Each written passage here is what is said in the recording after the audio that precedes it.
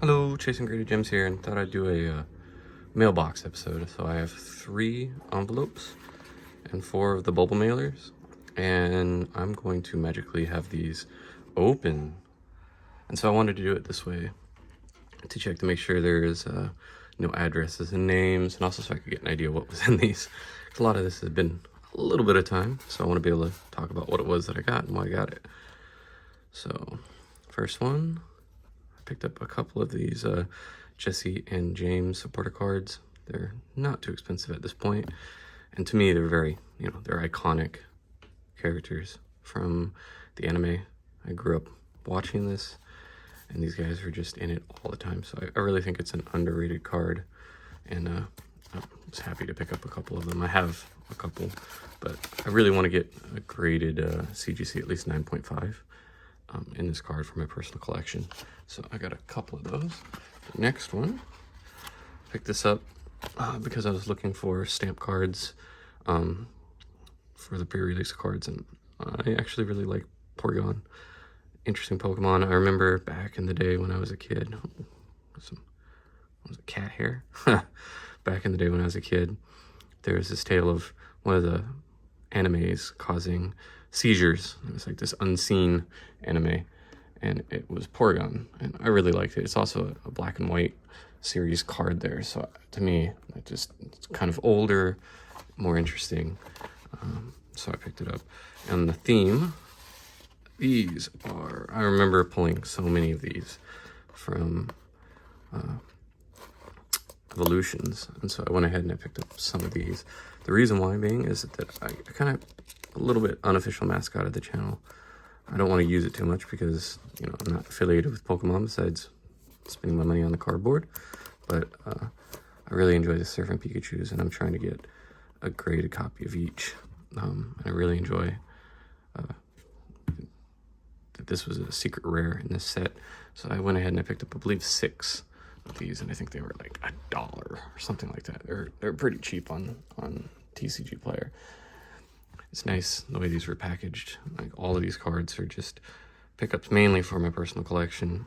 If I have duplicates that are high grades, of course, I might turn around and offload some of those. This guy, I would have kept him in the bubble mailer, but the bubble mailer had addresses all over it. I picked this. This was an eBay find. Listed as mint. We'll see. If not, even if it's not quite, it's nice to have for the collection. So automatically I see, right, if you can see that, a little bit of edge wear at the top here, a little edge wear at the corner here. So same here, a little edge wear.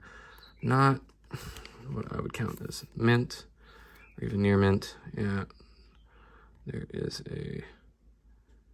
considerable amount of damage, but this is one I did not have. Oh yeah, there's an indent. This is definitely not going to be graded. This is going to be a binder copy. But we'll see. That's kind of disappointing. I think it cost me like $30, which a little bit of an overpay, but I was really hoping this would be a mint copy. I could get that into my collection graded, but I think it's just going to be a binder copy, something that I can flip through and look at. I got a couple of those binder copy Charizards, so never a big complaint. For Alligator, I actually have this in the non-hollow. I had to take the tape off here. Big pet peeve is when people put tape over the end of the top loader. This card often shifts, and I don't want my card touching the sticky of the tape. It will ruin the card. So I really wish people would stop doing that. At least, also, this was the white, like, it's the cellophane, the white tape, like you use just for taping packages. And I don't understand why people do that. At least use boxing tape so that it comes off a little easier. This also was listed as mint, and this looks a lot better. That is clean. The hollow, I don't see hollow scratches, which is a big surface grade. The corners look all right. A little bit of edge wear up here, if you can see. I think it picks it up. Nick right there. So this is definitely an 8 at least, or at most really an 8.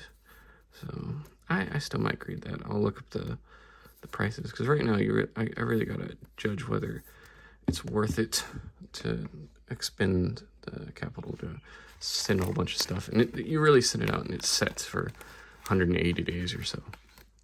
And these last two, I might as well open up. And so you're not able to use it. That one, well, this one will be no surprise. I bought a bunch of copies of this, which is Rocket Snorlax. I don't see it on the market as much. Once again, this tape. I really hate this tape. I wish that wouldn't happen. The nice thing was this is at the bottom of this one, but it's at the top of this one. So just, if you're gonna sell, don't use tape. These were listed as near mint. I bought these all from the same seller. Oh, at least they're in their own sleeves, which is nice. These are non-hollow, so you really have to focus on your corners, your edges, your centering. It's not terrible, not terrible. I mean, these are older cards. What's it say?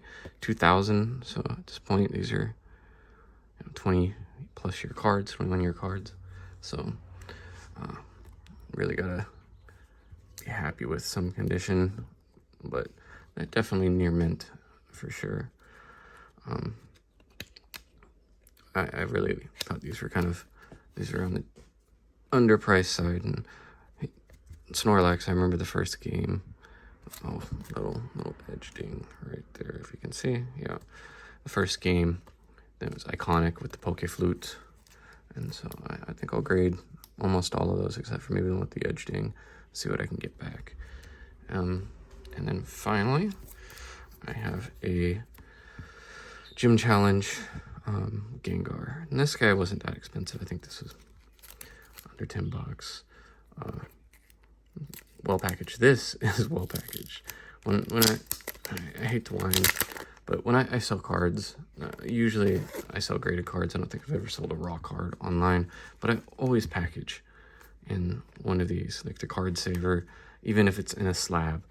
I never use tape. Like, it's just not, like, if there's tape, it's layers of bubble wrap tape. It's just not okay. We should know this if we sell cards. But this guy, I keep looking up here. I wonder if I see something right there. Is that just my eyes? Oh, it's pretty clean. Pretty crisp on the corners. A little bit of whitening. A little bit. The tiniest bit. Yeah, it's on the card too. So, I mean, this is the risk that's run, because a lot of these sell, usually right now, raw cards are at a premium. And you're taking a gamble when you buy raw cards, because the listing, some say near mint, a lot like this Charizard, and thing is definitely, in my opinion, not near mint. And you have to make your mind up. Do you want to send it back? Do you want to say, hey, give me a partial refund? Something like that. But it's really, I probably should have been more careful in that listing. Really happy with the condition of the Jesse and James, these cards. Let's take a look at the Porygon. I never took it out.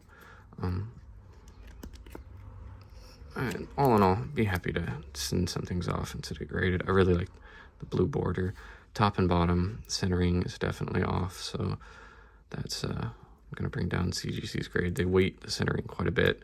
If you haven't graded with CGC, that is a big focal point of theirs, it seems like. Surface grade, I mean, of course this was my naked eye, but I don't see any hollow scratches, which is nice. Slightest cornering, each of the corners looks like they could have been taken care of a little bit better, which is a shame. But for something like this, with it being a black and white carve in 2013, that's pretty good condition. I wish it was in better condition, like some of these Rocket Snorlaxes. I know they're even older and better conditions, but you know, during this time period, I think a lot of people weren't grading cards, so a lot of people didn't know they're ever going to be something that was valuable that people were going to chase. But I'm glad to have opened the mail with you. Like I said, this is Chasing Graded Gems. Until next time, have a good day.